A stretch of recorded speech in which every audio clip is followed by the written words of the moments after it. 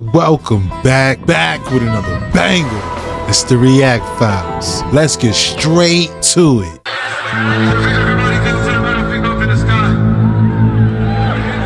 The topic of Travis Scott and Astroworld 2021 has resurfaced due to the recent release of the Netflix documentary Trainwreck. Not only is there an insane amount of symbolism around this event, but it also confirmed for many people that they weren't just conspiracy theorists. The truth is much stranger than fiction. It's strange that the media reports 10 people lost their lives that night and hundreds were injured. Meanwhile, people who were there say the number is much higher. And you can't tell me that authorities aren't aware what really happened that night. Let's look at the evidence. The stage is an upside down cross going into what looks like a portal. To get into the show, you have to walk through Travis Scott's mouth, which comes from Hell Mouth. And Hell Mouth is symbolic of the entrance to the underworld and the fate of the damned. His fans believe Astroworld is because Travis Scott is from Houston. The deeper meaning is Astral World, also known as the astral plane, which is why you'd see messages displayed inside the portal such as "see you on the other side." And looking at the shirt he was wearing, people crossing into the astral plane, and apparently on fire. Looking at some of the merch, again, people going into a portal. Also, let's not leave out the satanic Leviathan cross. In this one, Utopia, I notice it looks like it's broke down into 3 words. And in doing so, the word U has falling stars in it, which can represent the ending of one phase and the beginning of another. Falling stars also represent fallen angels. And then you have U to Pia. One of the meanings of Pia is no more, or no longer. This is only my opinion, but that's what I see. Let's talk about the Highest in the Room music video, which starts off with Hellmouth. Then it shows him walking through a crowd that looks like they're looking up at a stage. Then shows him in a crowd surge, which is the very thing that cost those people their lives. In the lyrics, he repeatedly says, "I'm the highest in the room," which he was. Travis Scott has also been seen wearing Pearl Jam shirts, which is ironic, because in 2000, 9 people lost their lives the same way at a Pearl Jam show. It's fair to say that the stage setup on both has a similar theme. Obviously, the one at Astroworld would be more modernized. And even though there isn't blatant symbolism around the Pearl Jam show, or Pearl Jam in general, I found it interesting that Kurt Cobain from Nirvana refused any association with Pearl Jam, which he dubbed a corporate band and false, or maybe he knew what they're really about. Back to Travis Scott, he's always shown who he is. Has the word puke across his throat and a cross next to it. And listen closely to everything he says, literally during the time people were losing their lives.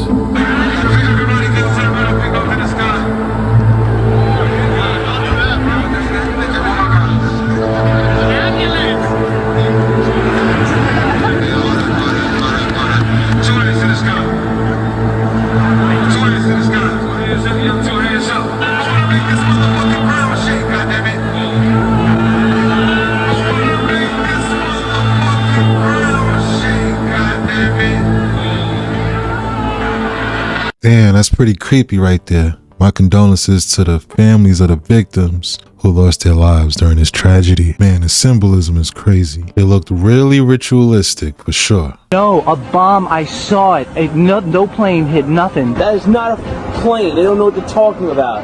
How would they see a plane hit that? Dude, I saw the second explosion. That was no plane that hit the second building. It exploded from the inside out. It was a bomb.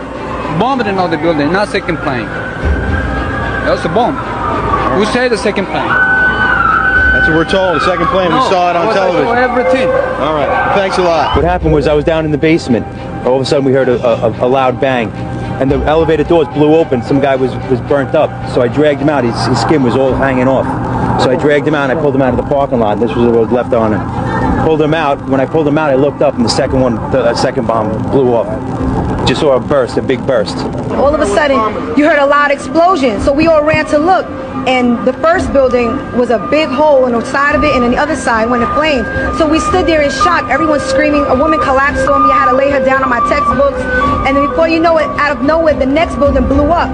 And then all of a sudden, everyone's running all over the place. A panic attack. We actually didn't see the second plane, but we saw the explosion hit the other tower. It has to be a bomb, right? Yes, of course. That exploded right in front of us. I did not see a plane. They said the plane hit the first building. The second building just exploded. That looks like a second plane. I did not see a plane go in. That just exploded. Something extremely weird seems to be happening in the United States. Also, possibly even a countdown to some kind of event happening on the ground in the United States. This guy has been popping up everywhere with warnings the last few days, numbering each day we're going into. But once I show you what's happening in the background and also what's happening in Iran, shut up, this may be a credible threat. People, 5 days. That's it. That's all. I don't need it anymore. I'm leaving. Okay? Just wait.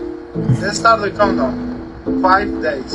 And then from today, we have apparently 4 days. What's up, everyone? Just 4 days. Left 4 days. And who I am, that's not your business. You only need to keep in your mind what's gonna happen in 4 days. Now before this, he posted pictures saying F-I-C-E. But also his comments people were noticing is very weird in itself. Now this right here was seen in the capital of Iran a few days ago, but did you know that yesterday there was an explosion in a high-rise and it took out 3 leaders, 1 nuclear scientist and some other people. And no one has taken responsibility. They have this up, and now the supreme leader comes out and threatens the United States with some kind of secret weaponry only they know about. So what is this guy supposedly saying is going to happen in 4 days? Does this ring not have a strong Middle Eastern feeling on it? And oddly enough, at the same exact time, the ICE riots are getting awfully bad again, out of nowhere, right? Directly after the conflict stopped. For instance, are you aware this has been happening for 19 days straight, and there's no media reporting on it? With everything together, it just seems kind of strange. Not sure how I feel about this. Let me know what you think below. It brings me back to the architect and what Anonymous Resurfaced was talking about. Shout outs to the real Moon Henry. We can say this ain't the first time we got a countdown. What I can say is, people, be safe, be very aware of your surroundings. He could really just be a bad actor looking for clout. There's a conspiracy theory that claims that we're already dead, and the evidence comes from science. There are 2 things that are documented to happen when someone clinically dies. The first is that your entire life will flash before your eyes, and the second is that your brain keeps working 7 minutes after your body is gone. And we've literally recorded the brain still firing after death, actively creating memories. So for 7 minutes, we're in this dreamlike state where we're reliving our entire life. And according to this guy you may have heard of, Albert Einstein, time is relative. But what does that actually mean? This is suggesting that 7 minutes in the real world could feel like 100 years in the dream state. Kind of like when you fall asleep, you dream an entire movie, then wake up 5 minutes later. Now here's where it gets weird. Some people believe that we all died in 2012. That's when the Mayan calendar predicted the end of the world. And remember, this is all just for fun. This is just a conspiracy theory. This theory suggests that instead of an apocalypse, we collectively slipped into this 7-minute brain echo. And this right here, right now, is our dream. This is us reliving our memories. And little time glitches, little weird things like the Mandela effects, or like deja vu, or feeling like the world is off, those are just cracks in the memory trying to keep itself stitched together. So this theory is saying that that would mean that the world did end and we just haven't accepted it yet. Do you think we're 7 minutes into the afterlife? You can come over here for longer freaky videos.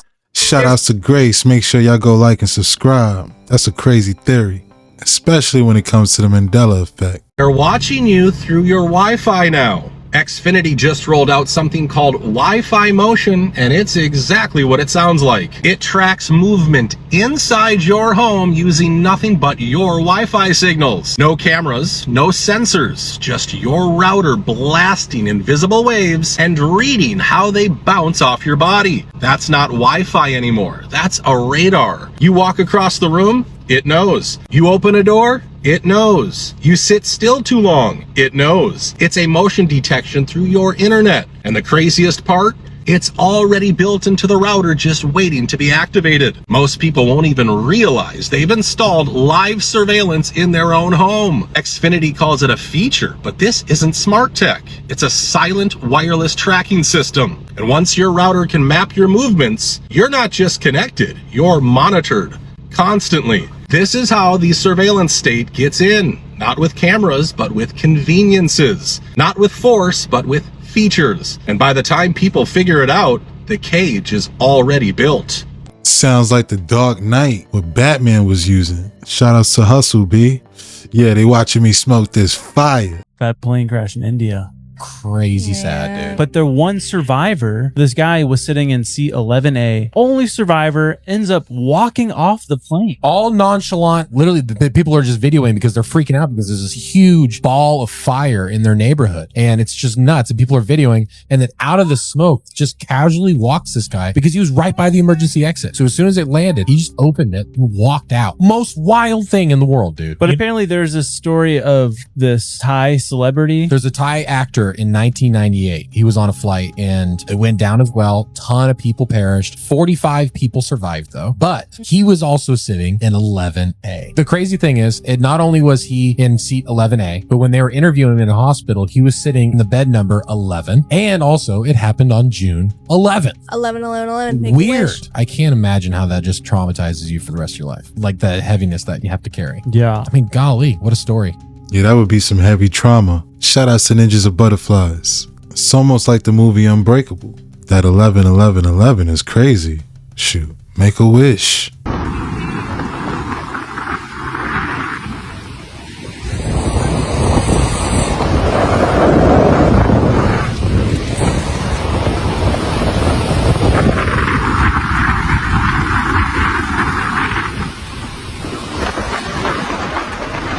Like a scene from the Ghostbusters. If I ever seen something like this, yo, I'm out. I am not waiting. That joint look ominous.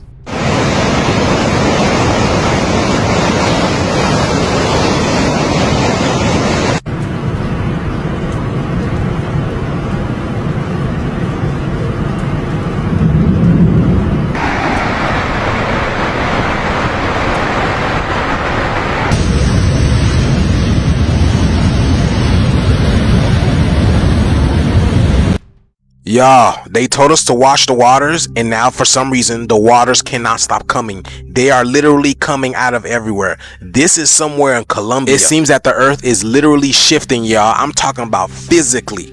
The crazy thing is, y'all, it didn't even rain that hard, but somewhere there's a lot of water coming up. Like, is it coming from underneath the ground? Look at this, y'all.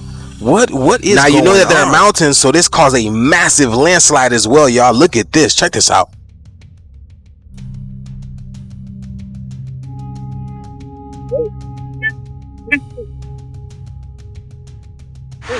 Just hear that water roaring, y'all. That is powerful. Now, have you seen what's going on in Santo Domingo, Medellin, y'all? They got the whole Charlie and the Chocolate Factory out there, y'all. Look at this. Y'all, we're literally in the times of Noah, y'all. Look at that, y'all. The mud flood. Oh my goodness. This is crazy. Why is it coming in like waves like that? And again, it barely rained. So what is triggering this landslide? Wow. I'm telling y'all, our life is literally a movie. Y'all, and it keeps coming. And it keeps coming.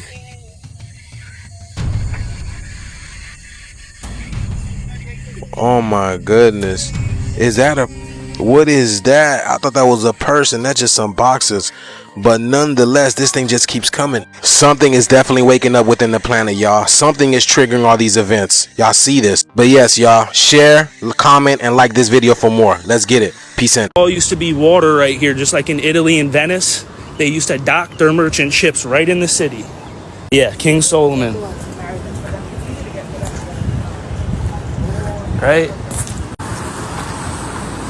Traders for Market Street. These are merchants. That's where they dock their merchant ships, right on the side, because water ran through this whole city.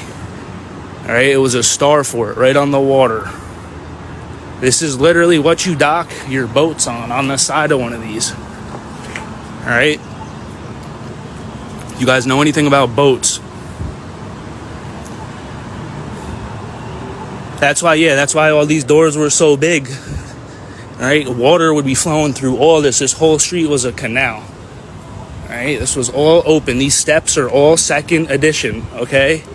This is all second edition. Let's just look.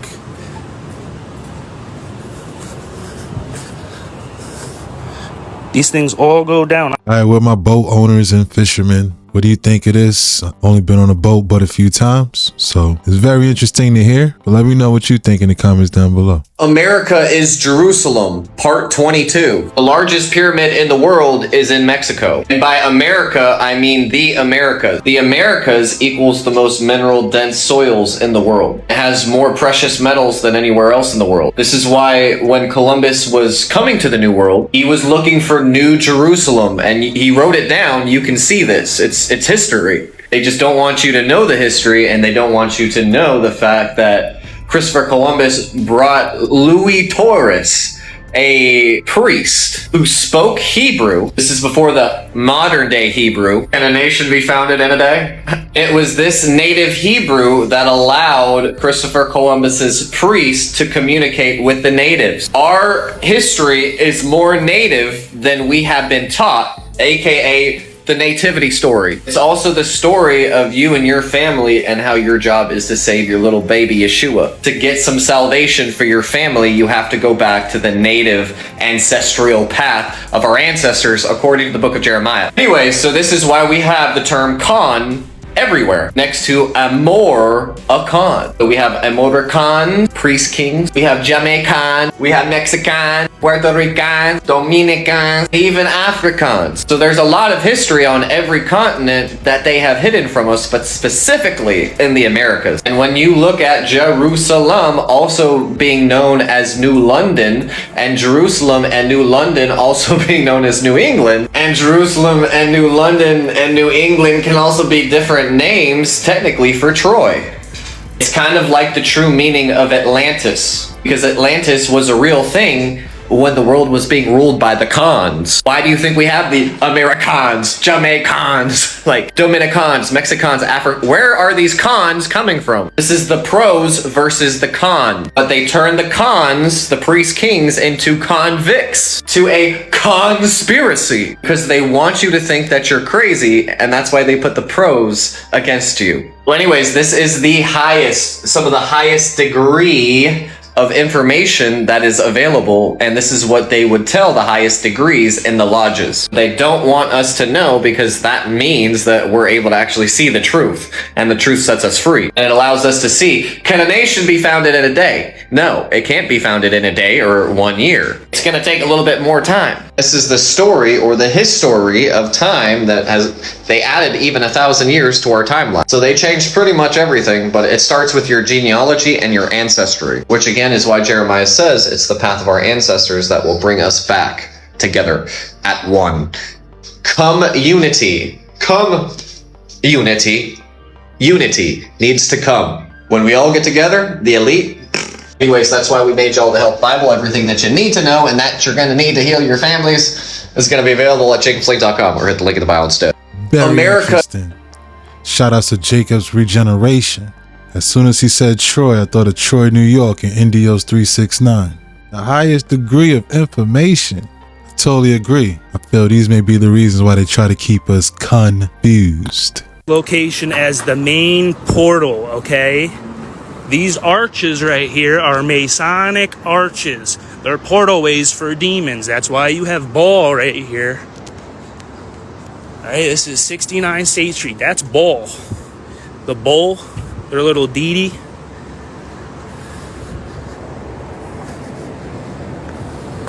Look, this is an ancient temple right here.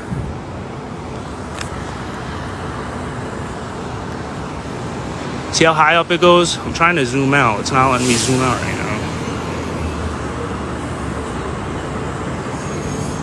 Why can't I zoom out? Whatever. When you realize that these arches, I'll show you. This arch right here, if you type in Google Babylonian Stargate, it's going to match this arch right here. This is a Masonic portal. It's a magnetic arch. Imagine an upside down magnet right here. Okay? And when you walk through it, it's called an entrance, an entrance, a trance state. Right? When you walk through these structures, you're entering their reality. That's why you pay tax to it. It's the oldest bank of America. The first bank in Albany. You see the pillar columns? They bricked this in, they bricked this in, they bricked this in, they bricked this in. This was an open temple that ran all the way up there. You can see the pillar columns up at the top. All right, this building got fortified in Corinthians by Rehoboam, Solomon's son. When they fortified the cities, Asher reigned in Judah. I can show you Asher's temple down here. The first Levite to get brought to America was Asher Levi, Asher who ruled in Judah. That's down there at the bottom of the hill. Boy, he be dropping them gems. When you enter the entrance, yo, that was crazy. I mean, it had ball right there. Can't be more obvious than that. Oldest bank of America. That's crazy. Did you guys happen to catch the devastating and crazy storm that took place in Lake Tahoe? Keep in mind, the weather started off just like this, typical for the end of June, the beginning of summer. Crazier part of the story is, a DoorDash executive and his family and some friends were on this boat partying for someone's birthday. The boat capsizes and all 8 people on the boat are unalived. Now mind you, they're on the boat partying, enjoying someone's birthday, when the weather takes a drastic turn. As a matter of fact, take a look at this. Just take a look at how violent this weather turned from what it was that I showed you at the beginning of the video. Boats being tossed around, chairs, tables, everything. Just incredible how fast this weather changed and got so violent so fast. This is from the radar as that storm approached Lake Tahoe. Look how fast it intensifies and just takes over the entire area. Just as a reminder, this is how the day started there. It is Lake Tahoe. It is almost summer. It's the end of June. And if you're unfamiliar where Lake Tahoe is located, it's located right there. That's not even the craziest part of the story. After all that, they had a snowstorm. Here's an image that was posted online showing it snowing in Lake Tahoe. Here's another image showing it snowed in Lake Tahoe. Keep in mind, they had multiple weather changes in Lake Tahoe in a single day, that none of them were detected. They just came out of nowhere. The DoorDash executive and his family and his friends tragically all were unalived during this tragic event. But let me know your thoughts in the comments as to what you think is going on with this crazy weather that occurred in Lake Tahoe in a single day. And as always, I'd love to hear from you. Yeah, at first I was like, maybe this is just unpredictable weather, Could have been, natural. Until you said it started to snow at the end. Shout outs to the Jode 69. Yeah, I remember Zay Reacts talking about this, but I didn't know a DoorDash executive was involved. My condolences to the families of these victims.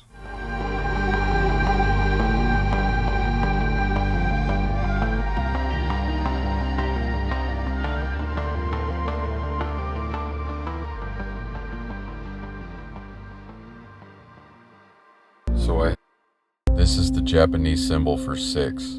This is the Chinese symbol for 6, which is no different. So this is 666. And this is the Pure Life Water logo. And this is the Pure Life Water logo next to the 666. I'm sure you can see the resemblance. This caught my attention because I covered this symbolism before regarding the logo of a large clinic. And I'm not surprised it's on Pure Life Water, considering a lot of people buy it. It's sold at Walmart, and it's affordable. And Pure Life is owned by Blue Triton Brands. In the Bible, blue is symbolic of the Word of God. And in Greek mythology, a Triton is a merman, or demigod of the sea. Triton is the name they apparently gave Neptune's largest moon, which makes sense because in Roman mythology, Neptune is the god of the sea. Why does everything always have to have these connections? Why not something simple like water bottling brand and a couple water drops as the logo?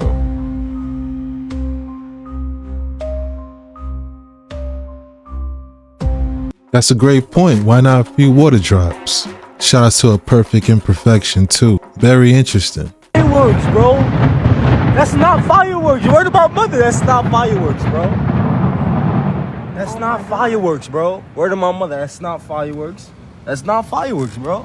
The sky is orange, bro. Everything poison. Listen. Your body don't need food. Your body need energy source. Listen, your brain is a receiver. Your heart don't pump blood. It pump electricity and voltages through your body. Right? So you need food that do that. Right? So you don't need hamburger. You don't need the food that makes you heavy. Because then you're not electric. You electrical being.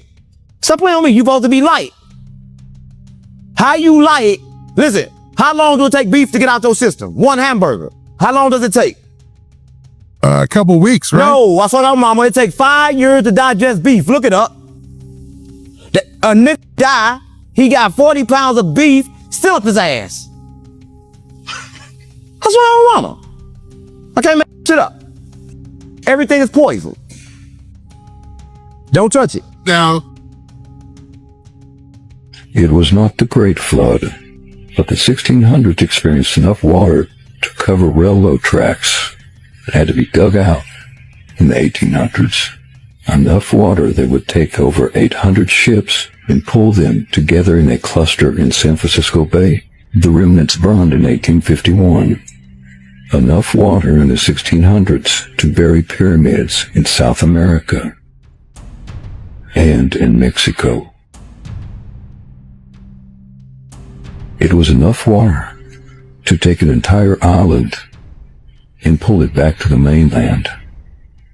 It was enough water to make a land with no Great Lakes into a land of Great Lakes. The evidence is all around us in paintings, maps, testimony, but you will not find this 16th century event in any history book. Oh my God, you guys, 2 people actually communicated in their dreams for the first times with each other in a scientific study, but this means so much more than you get. I'm about to make a crazy neurodivergent connection between what these guys did in their dream, harnessing the 4th state of matter plasma for magic, why this was already happening in ancient mythology, what it has to do with the Taurus, a beetle, an ant, and the divine feminine goddesses. And last but not least, our sense of smell. Get ready for a neurodivergent, neurospicy deep dive. This is going to blow your mind. Okay, so for the first time, 2 people have successfully communicated in their dreams. But the real question is, where are they communicating? Basically, just long story short, these individuals lucid dreamed. They exchanged a simple message within the dream, and they had equipment plugged into them, and this company documented it. They go on to talk about how it's going to revolutionize the industry, what we can do for dreams, and this is very exciting. But I mean, most of y'all watching, us spiritual, metaphysical people, like, we know this, right? But I'm about to tell you not only where these people go to communicate in this dream world, but how you can harness this substance and prove kind of how the ancients did, and how we can bring this into real life, because we are in another dream world. Okay, stay with me, please keep an open mind. So in history, we have many of these gods and goddesses that are horn figures, and we see that they have the sun in between the horns. This is interesting for so many. I hope I can make these connections good so it makes sense. There again, you see this is Hathor for one example. Once again. Okay, what I'm about to show you, you cannot unsee. So what does this symbol mean? I think I have an answer. And don't worry, I'll connect this back to dreams. So here we also have the Egyptian scarab beetle with the same kind of antenna. Here we have it again, literally connecting with the sun. And guess what the sun is made out of? It's made out of plasma. These people are communicating with plasma. And I'm going to prove to you what I think is proof. How plasma and ether are the same thing, and that is what makes up the dream world and how we can communicate with it. That's what these people were doing. Yes, ether and plasma is the same thing. I will explain. Once again, similar thing. Oh, and this also looks like an apple or a Taurus or an owl. It all connects. We have the Zoroastrian symbol. Same thing with the sun and a person and the wings and maybe little antennas. And then we have more symbolism of the owl and the Taurus, which I'll get to, but also this is literally looks like a sun rising, like the horizon or the power of plasma or the sun. So this all started one day when I honestly got like a spiritual download, and I was told that ants hold the key to interdimensional communication, and we are like ant antennas. Go watch my video on that. But basically what I derive from it is these ant antennas, these are what is showing in the ancient mythology. This is what it meant. And guess what they do with these antennas? They smell. They use their olfactory senses to communicate and send out signals. So they get signals in and send them out by smell. What does this have to do with us? I think that these ancient figures were using their sense of smell to connect with this plasma, their olfactory senses. So ants, also beetles, some types of butterflies. This is why they're all, and bees. This is why they're all symbols. Back in the day, they aren't just random. They all have these olfactory receptors that sense with their smell. I'm having deja vu right now. That's crazy. They use it to recognize colony members. They use it for protection, communication, so on and so forth. This is what we're going to learn as humans. Something very interesting, and this is why I read all of my comments, one of you told me, was that the sense of smell is the only smell that is basically not corrupted by a bunch of filters in humans. So basically, by smelling, we're almost getting an unfiltered view of reality, like the truth. Like we're gonna sense this field around us, this ether, this plasma. And I know what space plasma is. This is a special type of plasma, which I'll talk about, which I'm working on a theory for. So unlike most sensory modalities, afferents from the olfactory system, smelling, bypass the first order of the thalamus, directly target the cortex, whatever the heck. Listen. Basically, all you have to know is the sense of smell is unique because it bypasses the thalamus, which acts as the gatekeeper for other sensory systems. This allows odors to directly influence the limbic system, which can impact emotions, memories, and behavior. A lot of, even looking at psychology, I don't have time to get into it all, but sense of smell is so important. And I think we have been sleeping on the sense of smell. And hopefully now that you see it, you can't unsee it. That the sense of smell, hopefully this opens up a totally new idea about what these ancient drawings were about. There are also, someone else in the comments wrote about Native American art and ancient art that had to do with almost like antennas. Also looked a little bit like aliens. Here's another one. Also with smell, the Bible definitely has, I'm not religious, but the Bible has a lot of hints about smell. They talked about God having a certain smell of sweetness. And then there also are talks about sulfur associated with divine wrath, punishment, other things like that. Specifically the scarab beetle, which has to do with the plasma symbolism in the torus. I don't know if you kind of see the torus in this, but I do. It also has very enhanced smell abilities. Okay, let's go back to the dream world and connect this all for you. How we're gonna smell the dream world in real life. So to summarize, I feel like these were symbols basically telling us use our antenna or our sense of smell, just one of many. And this might be a direct way to sense this dream world, this field around us, which is really also our reality. Basically bringing together heaven and earth, the angel realm, the wings, and the body. Cool, right? Okay, so back in the Aboriginal days, somewhere out in Australia, or off the coast as well, there was something called the everyone. They also called it the dreaming. And if you do see the symbolism, maybe you see the antennas and the very interesting similar things. There we are. Basically, everyone was inhabited by ancestral figures. They had supernatural abilities. I think what they were talking about was the plasma field, was the Akashic realm, was where we're communicating in lucid dreams. But back in the day, that almost bled into reality, which I think is starting to happen now. So it was all connected because there wasn't technology. Also called the Akashic realm.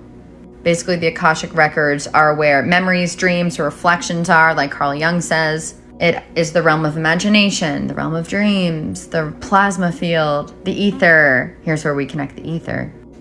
The Akashic realm actually means ether. Akashic, ether. So hopefully now I'm starting to make the connection between this dream world that we're gonna smell, y'all, and why it's made of plasma or ether. And now I'm gonna connect plasma and ether because I know some of you were like, they're not the same thing. And this is just my opinion, but you'll feel it if it's true in your heart and soul. So ether was also called quintessence. This was a very interesting symbol for it. I'm sorry, this is the symbol it got cut off. Might be able to make some connections here. It also looks a little bit like UFOs. They also called it the fifth element. Tesla also worked with it. He called it radiant energy. Plasma balls are an example. This literally will connect radiant energy and plasma for you. Same thing as ether. Once again, him working with plasmas, Tesla and plasma. So really quick before I get into why ether is plasma, this is plasma in a tokamak. Looks like an owl. Looks like an ant with horns. Oh, here's the owl. And here's something I made up, which is a plasma owl. Bam, it's an owl. Oh, in this shape, it's called a Taurus. And guess what? A Taurus, a bull. Oh, and what's that symbol? Oh, interesting. What does this remind you of, everyone? Okay, so this is the first time I'm talking about my theory in detail. You could sign up for the link in my Stan store if you want my book that's going to be all about this. I'm writing it right now. So basically, plasma as ether. My theory is that plasma holds consciousness. It is the vehicle for consciousness. I basically plugged what I wanted AI to say, just so you know, and it helped me kind of understand what I needed to do to prove this theory. So I'm basically proposing that the universe is a conscious plasma. It holds consciousness, but it is an organic sentience. Plasma is an organic sentience separate from consciousness, but it holds consciousness. So one might propose a special form of plasma exists, which permeates space and also acts as a conduit for consciousness. This would serve as a living ether, not just transmitting light and energy, but also enabling the manifestation of consciousness and playing a role in the organization of life. It would serve as a medium for light, just as the ether was proposed to do. Very similar to the prana and ether and chi concepts.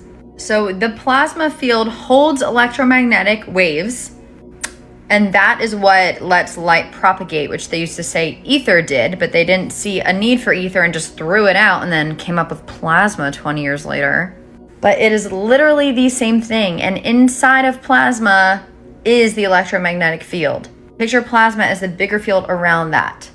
I'm simply mixing together the idea of luminiferous ether and plasma and the anima, which basically is what animates all of life, and suggesting it is all around us, within us, and without us, like a god, like a female god, the divine feminine plasma god. And there's conscious beings you could smell inside of it. Very interesting. Shout out to Dana Keppel. I was skeptical on the two people communicating in the dreams. Then they said they were hooked up to computers and everything, so very interesting stuff right there.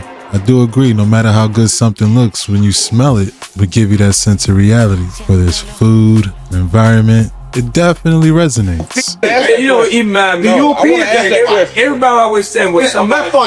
But who? No, I want to ask that question though. Where was Jesus in his teenage years? Where was Jesus? He was in Africa, what we call Africa. He was in Kemet, but it wasn't called Kemet. He was in America. All right, a lot of people don't know. America is Africa. Now, a lot of people know Jesus was right here, right? But a lot of people want to think he was over here, he was over there. But it just don't make sense. You gotta understand, they changed everything. And the first thing they changed was the map, right? They changed the map. They turned it upside down. So now you think Africa is Africa, but I'm gonna tell you this, they named it Africa. That was the name of America was. The Garden of Eden. I saw that mama, look it, you get look it. I get it from God. What God? I get it from God. Okay. Listen, I get it from God. You got a God. Sound like Unc was speaking that same stuff Indios 369 be talking about. A lot of people talking about Noah's Ark being made from gopher wood and how gopher wood is found in Florida. Some very interesting stuff right there. A shaft that you rotate. So, I mean, like on the space station, how many of these would you have? 7, because we have 7 windows. What happens if you get a leak on that? Then you have a leak. You just have a leak. And what you would do is lose air. Yeah, you would probably seal the whole cupola off. And then there's probably a plan, I don't know off the top of my head, but there's probably a plan for replacing the mechanism. Might require a spacewalk. So my question is, how can you operate a lid on the outside of the space station by manipulating something mechanical on the inside of the space station without losing air pressure? It's called real good engineering. Of what the mission goals are for your time on orbit and what responsibilities and jobs are going to be yours when you're up there. Well, I'm one of the science guys and I'm one of the repair guys. And fortunately, there's lots of science and lots of repair to do on station, so that will certainly keep us all busy. And that's a wrap. Hope you enjoyed tonight's rabbit hole. If you enjoyed this video, why don't you check this one right here. Shout outs to all the reactors. Don't forget to like and subscribe. Thanks again. Till next time.